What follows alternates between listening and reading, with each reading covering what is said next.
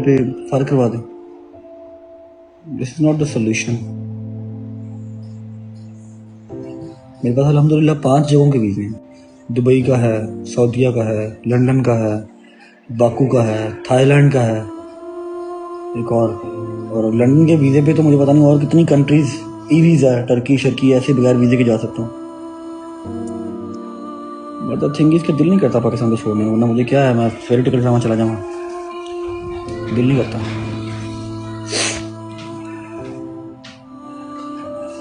दिल ना बड़ा ऐसे ऐसे रहता है, ऐसे ऐसे। जितना चीज़ों को ईजी रख के खुश रहने की कोशिश करते हैं, उतना ही कोई ना कोई तंगी, कोई ना कोई मसलियत जो है ना वो गले पड़ी होती है। कुछ नहीं मिलता तो दीनी साइड से फंसा देंगे। 2-2 साल पुरानियां शामा कढ़ के